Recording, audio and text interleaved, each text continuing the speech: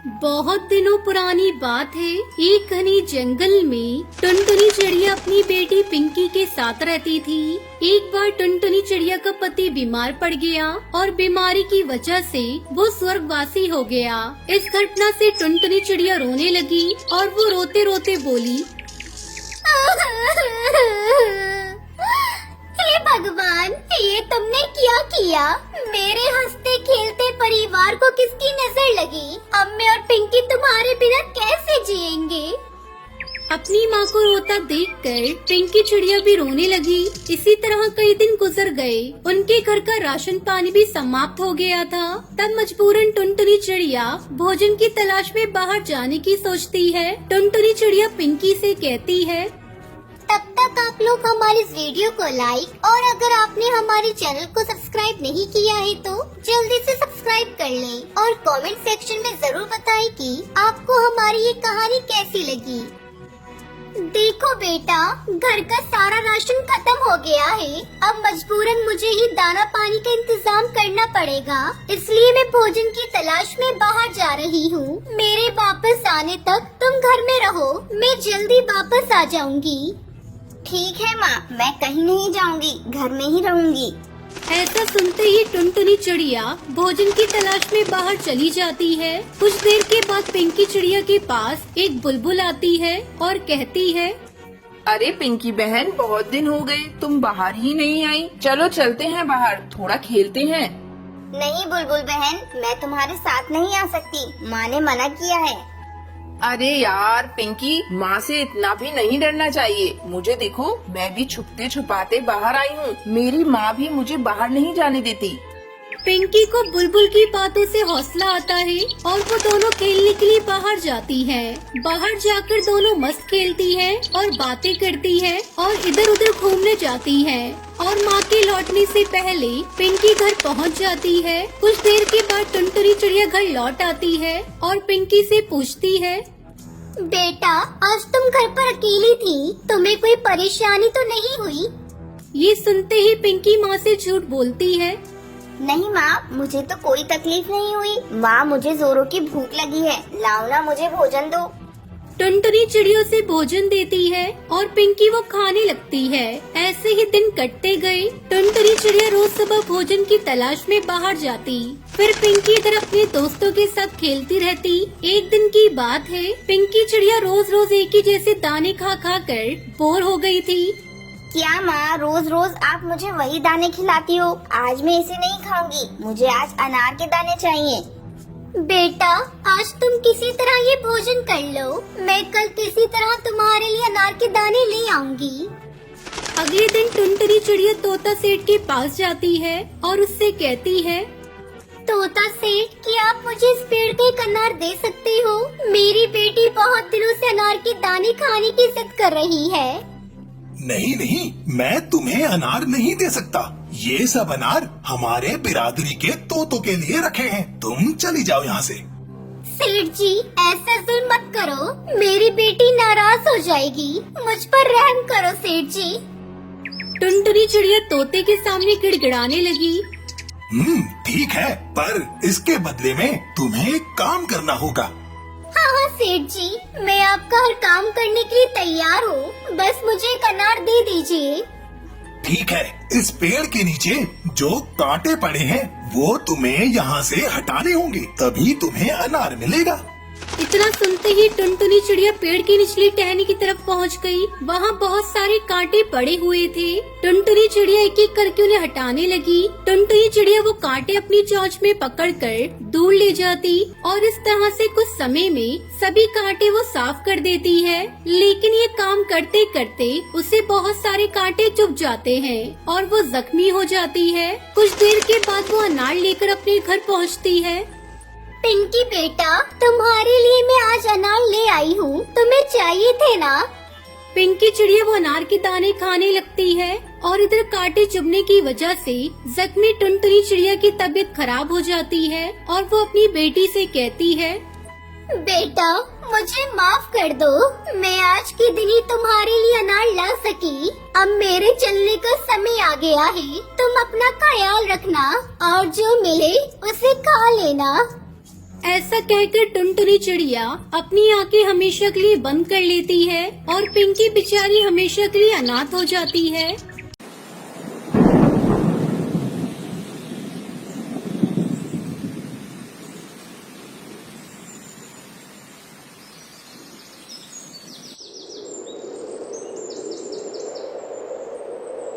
बहुत समय पहले कश्मीर के जंगल में टुनटुनी चिड़िया अपनी 2 बेटियों के साथ रहती थी। वो साहूकार के घर में काम करके अपनी बेटियों का पेट पालती थी।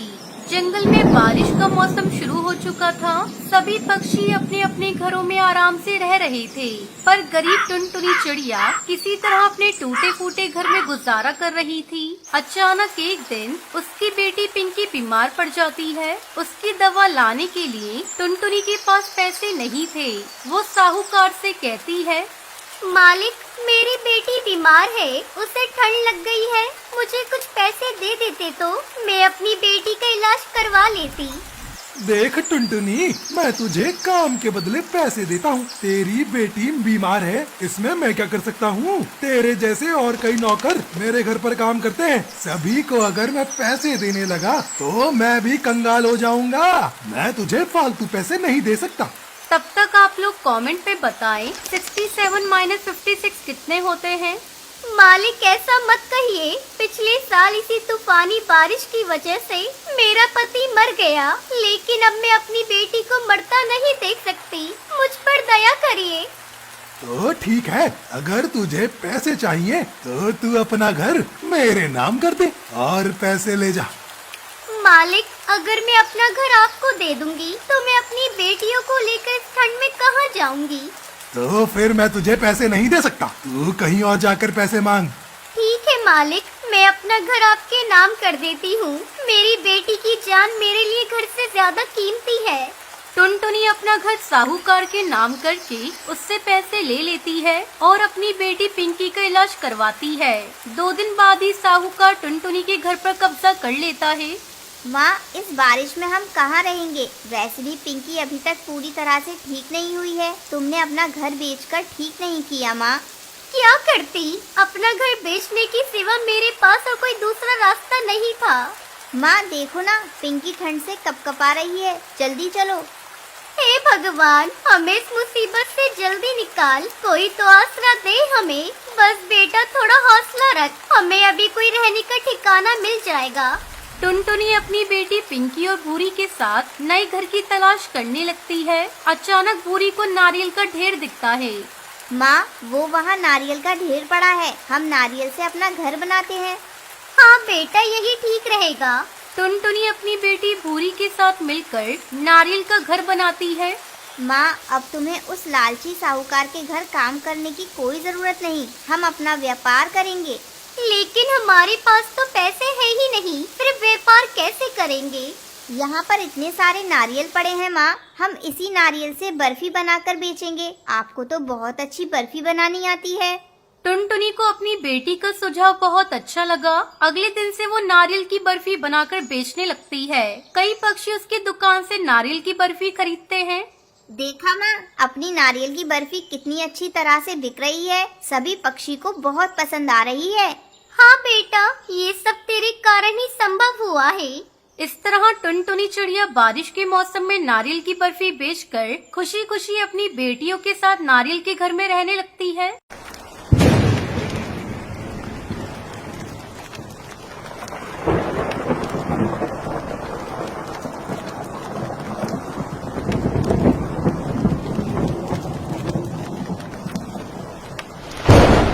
ये कहानी सुंदरवन के एक जंगल की है। उस जंगल में टुनटुनी चिड़िया एक पेड़ पर अपना घोंसला बनाकर रहा करती थी। उसके पास वाले पेड़ पर कड़कनाथ कौआ अपने परिवार के साथ रहा करता था। उसका एक बेटा था कालू कौआ। वो बहुत ही आलसी था। कुछ दिन पहले ही टुनटुनी चिड़िया ने एक अंडा दिया था और आज उस अंडे में से एक नन्ही चिड़िया बाहर आती है। आज मेरा माँ बनने का सपना पूरा हो गया। मेरी बेटी कितनी मासूम है, मैं इसे कभी भी कोई परेशानी नहीं होने दूंगी। इसी तरह कुछ दिन गुजर जाते हैं। एक दिन टुनटुनी चिड़िया भोजन की तलाश में जा रही थी। तभी कालू कौआ उसके घोंसले के पास आता है। अरे कालू भैया, अच्छा हुआ जो तुम आ गए। मैं अभी आपके पास ही आने वाली थी। क्यों, क्या हुआ? कालू भैया, मैं भोजन की तलाश में जा रही हूँ। आप मेरी बच्ची का ख्याल रखिएगा, मैं अभी आ जाऊंगी। ठीक है बहन, तुम जाओ, मैं तुम्हारे बच्चे का ख्याल रखूंगा, लेकिन आते समय मेरे लिए भी भोजन लेती आना। हाँ हाँ कालू भैया, आप चिंता मत करिए, मैं जरूर लेती आऊंगी आपका भी भोजन। इतना कहकर टुनटुनी चिड़िया भोजन की तलाश में चली जाती है। कालू कौआ चिड़िया की बेटी की देखभाल करने लगता है। थोड़ी देर बाद जब टुनटुनी भोजन लेकर आती है। कालू भैया, आपका बहुत बहुत धन्यवाद जो आपने मेरी बच्ची की देखभाल की। ये लीजिए, मैं आपके लिए भी भोजन लेकर आई हूँ। ठीक है टुनटुनी चिड़िया, अब तुम अपनी बच्ची का ख्याल रखो, मैं अपने घर जा रहा हूँ। इस तरह टुनटुनी चिड़िया रोज भोजन लेकर आती और कालू बैठा बैठा ही खाता है। धीरे धीरे कई महीने गुजर जाते हैं और बारिश का मौसम शुरू हो जाता है। तब एक दिन टुनटुनी चिड़िया कहती है, मैं इस बारिश से अपनी बेटी को कैसे बचाऊं? मेरी बेटी इस बारिश में भीग रही है। मैं कालू के पास जाकर मदद मांगती हूँ, शायद कालू मेरी मदद करे। टुनटुनी चिड़िया कालू के पास जाती है। भैया, इस बारिश में मेरा घोंसला पूरा भीग गया है। अब मेरा घोंसला पता नहीं कब टूट जाए। क्या बारिश रुकने तक आप मुझे अपने घोंसले में रहने दे सकते हैं? मैं अपनी बेटी को अपने साथ लेकर आई हूँ। टुनटुनी चिड़िया, मैं तुम्हें साफ साफ बता देना चाहता हूँ, मेरे घोंसले में इतनी जगह नहीं है मैं तुम दोनों माँ बेटी को रख सकूँ। तुम कोई दूसरा आशियाना देखो। टुनटुनी चिड़िया मन मटोस कर वहाँ से चली जाती है। धीरे धीरे बारिश तेज हो रही थी। अचानक टुनटुनी चिड़िया को एक पेड़ में बड़ा सा सुराख दिखाई देता है। टुनटुनी चिड़िया अपनी बेटी को लेकर उस सुराख में छुप जाती है। सुबह हो जाती है लेकिन बारिश नहीं थमती। टुनटुनी चिड़िया अपने घोंसले की मरम्मत करने लगती है। अब टुनटुनी चिड़िया का घर बारिश में भीगने से बच जाता है। इस बार टुनटुनी चिड़िया अपने घोंसले को छाते से ढक देती है। कालू कौवा टुनटुनी के घोंसले को देखकर कहता है, अरे ये टुनटुनी चिड़िया तो बहुत ही चालाक निकली, इसने तो अपने घोंसले को छाते से ढक लिया है। मैं मौका देखकर इसका छाता चुरा लूंगा और अपने घोंसले में लगा दूंगा। एक दिन जब टुनटुनी चिड़िया अपनी बेटी के साथ भोजन की तलाश में गई थी, तब कालू कौवा टुनटुनी चिड़िया के छाते को चुरा लेता है और उसे अपने घोंसले में लगाने लगता है। तभी भुल्ला चील वहाँ आ जाता है और वो कालू से छाता छीन लेता है। कालू कौवे, तुमने बहुत गलत किया। तुमने टुनटुनी चिड़िया का छाता चुरा लिया। अभी जाओ जाकर ये छाता टुनटुनी चिड़िया के घोंसले में लगाओ। अगर तुमने ऐसा नहीं किया तो मैं तुम्हें मार डालूंगा। भुल्ला चील के डर से कालू कौवा छाता ले जाकर टुनटुनी चिड़िया के घोंसले में लगा देता है। फिर उस जंगल के सारे पक्षी और टुनटुनी चिड़िया अपनी बच्ची के साथ खुशी खुशी रहने लगती है। ढोलकपुर नामक एक गांव में कालू नाम का एक कौवा रहता था। कालू बहुत ही खुश मिजाज किस्म का कौवा था। कालू कौवा बाकी पक्षियों की तरह ही था, मगर उसकी लंबाई बहुत कम थी। वो बौना था। कई बार पक्षी कालू कौवे की कद की वजह से उसका मजाक उड़ा दिया करते थे, मगर कालू कौवा उन लोगों की बातों पर ध्यान नहीं देता था।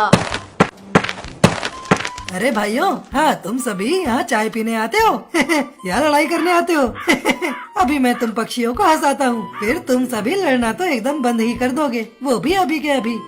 क्या रे कलुआ, हैं? कैसन हो? तुम्हारा ही इंतजार कर रहे थे।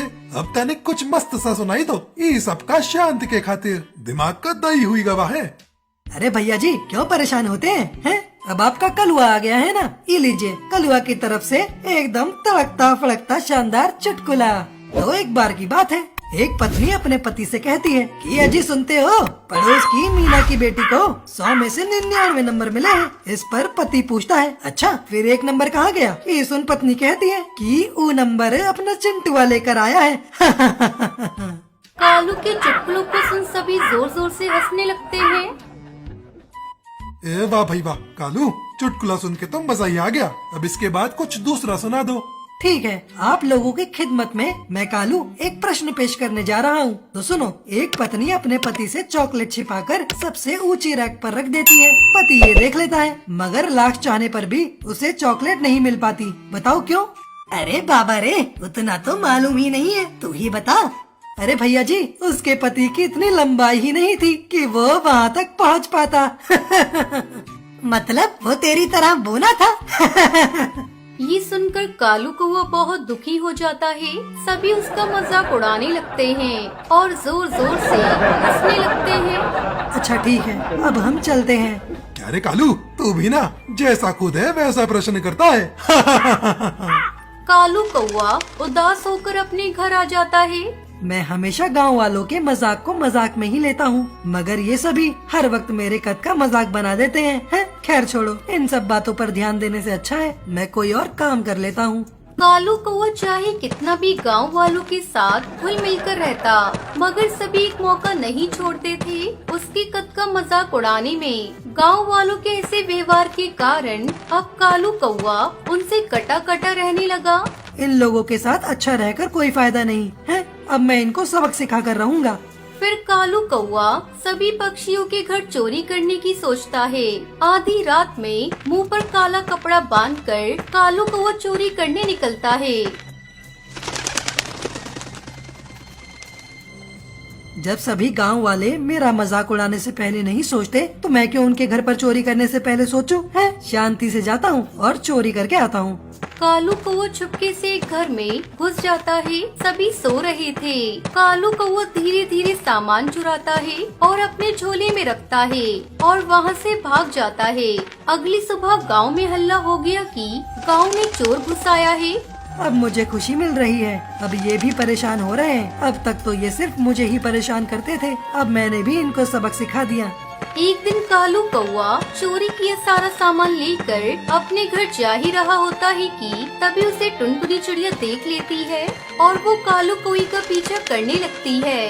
कालू कौवा हड़बड़ाहट में दरवाजा जल्दी से बंद कर देता है। अगली सुबह भी टुनटुनी चिड़िया कालू को सुबह सुबह सामान लेकर हड़बड़ी में आती देखती है। ऐसा कई दिनों तक होता है, तब जाकर टुनटुनी चिड़िया को कालू पर शक होना शुरू हुआ। ये हर रोज कुछ सामान लेकर हड़बड़ी में आता है और हर रोज गांव में भी चोरी हो रही है। कुछ न कुछ तो गड़बड़ जरूर है। आधी रात में कालू घर से बाहर आया। टुनटुनी चिड़िया भी उसका पीछा करने लगी। कालू कौवे घर में गया और सामान चोरी किया। तभी टुनटुनी चिड़िया ने उसे पकड़ लिया। छोड़ दो मुझे, देखो मुझसे मत उलझो, नहीं तो अच्छा नहीं होगा। शोर सुनकर सभी पक्षी इकट्ठा हुए। सरपंच भी आ गए। देखिए सरपंच जी, मेरा शक सही था, कालू कौवा ही गांव में चोरी कर रहा था। टुनटुनी चिड़िया कालू कौवे के मुंह से काला कपड़ा हटा देती है। कालू कौवे को देख सभी हैरान रह जाते हैं। तुम तो बहुत अच्छे कौवे थे, मुझे तुमसे ये उम्मीद नहीं थी। हाँ सरपंच जी, आपने बिल्कुल सही कहा, मैं बहुत अच्छा कौवा था, मगर इन गांव वालों ने मुझे बहुत बुरा कौवा बनने पर मजबूर कर दिया। मैं मानता हूँ मेरा कद छोटा है, मैं बोना दिखता हूँ, मगर इसमें मेरी क्या गलती। सभी गांव वाले एक मौका नहीं छोड़ते थे मेरा मजाक उड़ाने का। मैं तो हमेशा इन्हें हंसाता था, इनकी मदद करता था, मगर ये तो हमेशा मेरे कद का मजाक उड़ाने में लगे रहते थे। मगर तुमने चोरी क्यों की? सरपंच जी, मैंने इन सभी से बदला लेने के लिए चोरी करना शुरू किया था। जितना इन लोगों ने मुझे परेशान किया था, उतना ही मैं भी इन्हें परेशान करना चाहता था। सरपंच जी, आप इसकी बातें क्या सुन रहे हैं? तुरंत इसे कड़ी से कड़ी सजा दीजिए। चुप हो जाइए आप सभी। आज आप लोगों के वजह से एक अच्छे पक्षी को बुरा बनना पड़ा और आप पक्षी चाहते हैं कि मैं इसे कड़ी से कड़ी सजा दूं। अगर इसका कद छोटा है, ये बोना है, तो इसमें इसकी क्या गलती? कालू, तुम भी आज से चोरी करना छोड़ दो और कोई भी तुम्हारा मजाक उड़ाए तो मुझे बताना। इस तरह सभी गांव के पक्षी कालू का मजाक उड़ाना छोड़ देते हैं।